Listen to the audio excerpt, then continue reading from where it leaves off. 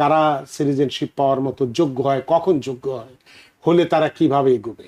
আমাদের অনেকের মধ্যে এই জিনিসটা ধারণা আছে যে আমি লেস দেন 6 মান্থ থাকলে আমি 5 বছর আগে অ্যাপ্লাই করতে পারবো।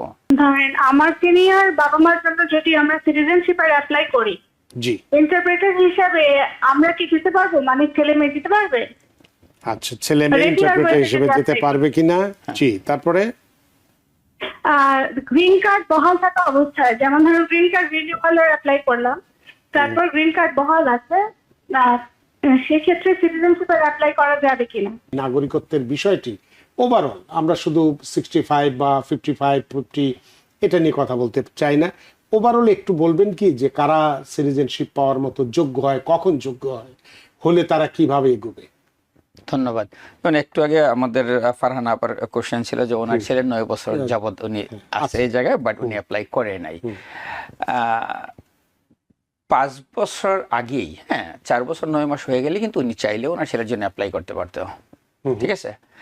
বাট যদি লাস্ট 5 ইয়ার্সের মধ্যে কোনোভাবেই যদি 6 মান্থ দেশের বাইরে না থাকে, ওকে, সো আপনি 6 মান্থের ওভার কোনোদিন করেন নাই, বাট অলওয়েজ আপনি 3 মান্থ অ্যান্ড 4 মান্থ থাকেন, তখন কিন্তু আপনাকে এই টাইমটাও বাদ দিতে হবে। 4 বছর 9 মাস আমি কাউন্ট করব, তারপরে অ্যাপ্লাই করব। 5 ইয়ার্সের মধ্যে যদি 3 মান্থ আর 4 মান্থ করে থাকেন, তাহলে কিন্তু আপনার 18 মান্থ অলরেডি আপনি দেশের বাইরে ছিলেন। সেই 18 মান্থ কিন্তু আপনাকে অ্যাড করতে হবে। আমাদের অনেকের মধ্যে এই জিনিসটা ধারণা আছে যে আমি লেস দেন 6 মান্থ থাকলে আমি 5 বছর আগে অ্যাপ্লাই করতে পারবো। ইয়েস, আপনার অ্যাপ্লাই করার এলিজিবিলিটি আছে যতদিন যে আপনি 1.5 বছর আরও বা 1.5-2 বছর আপনি দেশের বাইরে ছিলেন, সেই টাইমটা আপনাকে অ্যাড করতে হবে 4 বছর 9 মাসের সাথে। আচ্ছা, তারপরে আপনি এলিজিবিলিটি পাবেন। আর আমাদের যেটা আপনাদের আজকে মেইন কনসার্ন যেটা ছিল যে সিটিজেনশিপ নিয়ে কি কি এই ক্রাইটেরিয়া ওনাদের থাকবে, সেটা 55 বছরের, 50 বছরের, 65 বছরের। ইংরেজি পরীক্ষা দিতে হবে না, সিভিক্স পরীক্ষা দিতে হবে, বাট যে যার ভাষায়, আপনি বাংলায় দিবেন, দুভাষী থাকবে, দুভাষী অ্যান্সার করবে। আপনাকে অ্যাপ্লিকেশন করতে হবে, এমন না যে আমি চাইলাম আর আমার জন্য হয়ে গেল, তা না। N400 আপনাকে অ্যাপ্লিকেশন জমা করতে হবে। আপনার যে সমস্ত ডকুমেন্ট থাকবে, আত্মীয় স্বজনের ইনফো, ফর্ম ফিল আপ করার জন্য যেগুলি দরকার ওগুলো আপনাকে ফিল আপ করতেই হবে। তারপরে আপনার নৈতিক চরিত্রের যে মোরাল ক্যারেক্টার যাকে বলে, যে কোথাও আপনার এরকম কিছু ছিল না যেটা আপনার ইম্প্যাক্ট পড়বে আপনার সিটিজেনশিপে, এটা করতে হবে। আর হচ্ছে আপনার সিভিক্স পরীক্ষা যদি আপনার দিতে হয়, সেটা তো ইন্টারপ্রেটার থাকবে, ইন্টারপ্রেটার মাধ্যমে আপনি দেবেন।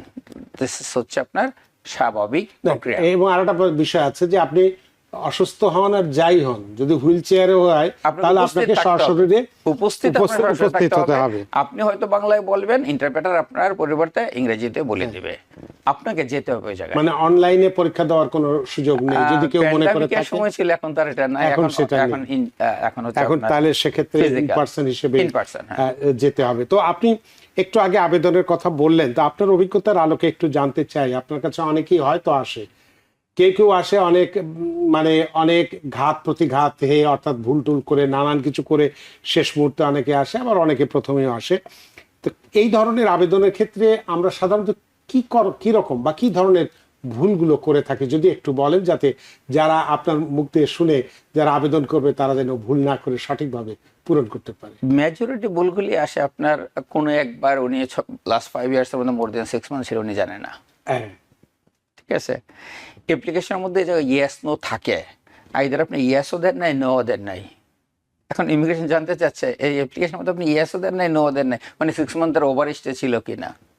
সামহাউ আইদার বাই মিস্টেকলি হোক আর উইলিংলি আপনি স্কিপ করে গেলেন, সেদের এই অ্যাপ্লিকেশনটা কাজ করবে না। সে আপনাকে একটা চিঠি পাঠাবে, আবার লেংদি হচ্ছে। আপনার আনুষঙ্গিক যে সমস্ত ডকুমেন্ট লাগবে সেটাও যদি আপনি না দেন, আপনার বাংলাদেশে বার্থ সার্টিফিকেট লাগবে, ঠিক আছে, সেটা আপনার ইংরেজিতে থাকতে হবে, আপনি সেটা দেন নাই। ম্যারেজ সার্টিফিকেট দিতে হবে, সেটাও আপনি প্রোভাইড করেন নাই। আপনার ছেলে মেয়ে যে অ্যাপ্লাই করবেন, বাপ মা ভাই বোন, তাদের জন্ম তারিখ, নাম সবই দিতে হয়। এগুলো যদি আপনি না দিয়ে সিম্পলি যদি করে ফেলতে চান নিজে নিজে, ভুলভ্রান্তির সম্ভাবনা অনেকটাই বেশি থাকে। বেটার হবে যে আপনি দেখেন যে আপনি কোন কোন ফর্মের পরে আপনি কি কি ফিল আপ করবেন, আপনার কোন পার্টটা মিসিং আছে। যদি নিতান্তই আপনার সমস্যা হয়, আপনি কারো হেল্প নেন, যারা ভালো জানে আপনার পরিচিত, তাদের কাছে আপনি হেল্প নিতে পারেন। অনেক ধন্যবাদ। আরো একজন দর্শক টেলিফোনে আছে, তাদের ফোনটি নিয়ে নিতে চাই। তার সুপ্রিয় দর্শক কে আছে টেলিফোনে, দয়া করে নাম পরিচয় দিয়ে আপনার প্রশ্নটি করুন। হ্যালো। হ্যালো, আসসালামু আলাইকুম। ওয়ালাইকুম আসসালাম। আমার প্রশ্ন তিনটি। জি করুন। প্রথম প্রশ্ন, জি। ধরেন আমার সিনিয়র বাবা মার জন্য যদি আমরা সিটিজেনশিপের অ্যাপ্লাই করি, জি, ইন্টারপ্রেটার হিসাবে আমরা কি দিতে পারবো, মানে ছেলে মেয়ে দিতে পারবে? আচ্ছা, ছেলে মেয়ে ইন্টারপ্রেটার হিসেবে যেতে পারবে কিনা? জি, তারপরে গ্রিন কার্ড বহাল থাকা অবস্থায়, যেমন ধরুন গ্রিন কার্ড রিনিউয়ালের অ্যাপ্লাই করলাম, তারপর গ্রিন কার্ড বহাল আছে, সেক্ষেত্রে সিটিজেনশিপের অ্যাপ্লাই করা যাবে কিনা? তারপরে 3 নম্বর, বাংলা ট্রাভেলস এর মাধ্যমে যদি পাসপোর্ট রিনিউয়াল বা আমেরিকান সিটিজেন সন্তানের জন্য বাংলাদেশি বার্থ সার্টিফিকেট অ্যাপ্লাই করি, সেক্ষেত্রে খরচ কেমন পড়বে? অনেক ধন্যবাদ 3টি প্রশ্ন করার জন্য আপনার। জনাব বিলায়েত হোসেন দিলেন। প্রথম প্রশ্ন ছিল ছেলে মেয়ে কেউ আব্বা মার জন্য ইন্টারপ্রেটার হিসেবে কাজ করবে। অবশ্যই আপনি পারবেন। আচ্ছা, যদি সেটা চাইতে হবে তাদের কাছে নাকি? আপনি তো আপনার আব্বা মা যেহেতু বয়স্ক, আপনি তো হুইল চেয়ার করে নিয়েই যাচ্ছেন, ইয়েস, ওই জায়গায় তো আপনি রিপ্রেজেন্ট করবেন। আগেও আপনি দিবেন, ইন্টারভিউর আগেই আপনি নাম আপনি দিয়ে দিবেন যে আপনি রিপ্রেজেন্ট করবেন। আর নিতান্ত যদি আপনার কেউ না করতে চায়, সেটা গভর্নমেন্ট অ্যাপয়েন্টেড দুবাসী আপনাকে দিবে। সো আমরা যেহেতু ছেলে মেয়ে যদি থাকি, তাহলে সবচেয়ে ভালো আপনি নিজে রিপ্রেজেন্ট করেন আপনার আব্বা মাকে অ্যাজ ইন্টারপ্রেটার হিসাবে। অবশ্যই আপনার অধিকার আছে এবং অবশ্যই আপনি পারবেন। ওনার দ্বিতীয় প্রশ্ন ছিল গ্রিন কার্ড ভ্যালিড থাকা অবস্থায়, রিনিউয়াল করেছে এবং অবশ্যই পারফেক্ট। আপনি গ্রিন কার্ড রিনিউয়াল করা আছে, ঠিক আছে, এবং আরো ভালো আপনার জন্য সে অবস্থায় করাই ভালো। যদি আপনার এক্সপায়ার হয়ে যায়, কোনো কারণে যদি দেশে যেতে হয়, তাহলে তো বিপদ।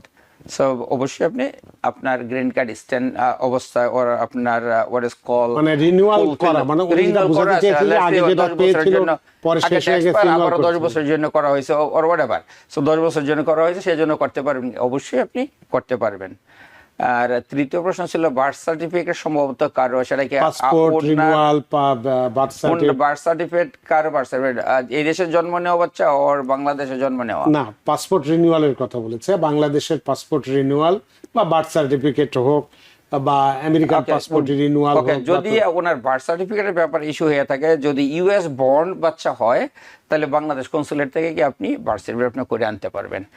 আর যদি বাংলাদেশে কারো জন্ম হয়, সেটা আপনার লোকাল যে আপনার কাউন্সিলম্যান আছে, আপনার লোকাল থানা বা ইউনিয়ন আছে, ওই জায়গা থেকে আপনাকে করতে হবে। এটা আপনি ইউএস থেকে করতে পারবেন না। আপনার বার্থ সার্টিফিকেট ওই জায়গা থেকে করতে হবে। হ্যাঁ, কিন্তু ওই যে যেটা বলেছিল যে পাসপোর্ট যদি রিনিউয়াল করতে চায়, সেক্ষেত্রে আপনি সহযোগিতা করতে পারবেন কিনা? বা পাসপোর্ট রিনিউয়ালের জন্য লেটস সে কারো বার্থ সার্টিফিকেট আছে 17 ডিজিট, ওনার কাছে অরিজিনালটা নাই, রিপ্রিন্ট করতে হবে, দ্যাটস আমরা করতে পারি। ইভেন কারো ভোটার আইডি কার্ড লস্ট হয়ে গেছে, ভোটার আইডি কার্ড তার আবার নিতে হবে, ভোটার আইডি আমরা এই জায়গাতে ওনাকে দিতে পারবো, সেগুলিও করতে পারবো। ইয়েস, এই সার্ভিসগুলো আপনি আমাদের কাছে পাবেন। তো উনি জিজ্ঞেস করছেন যে কি পরিমাণ খরচ হতে পারে। আমরা কোনো সময় ফিস নিয়ে সাধারণত আলাপ করি না, সেটা ওখানে আসলে। সুপ্রিয় দর্শক, আপনার যে প্রশ্নগুলো করেছেন সবগুলোই একেবারেই পজিটিভ আছে, এবং এখানে যদি আসেন বাংলা ইমিগ্রেশন সার্ভিসে, আপনাকে সব রকম সহযোগিতাই তারা করবেন। ফিস টিস ব্যাপার যেহেতু এটা সরকারের বিষয়, সরকার নির্ধারিত যে ফিস আছে সেটা তো আপনাদেরকে দিতেই হবে, তারপরে ওনাদের যেটা সার্ভিস চার্জ আছে সেটা তো দেবেনই।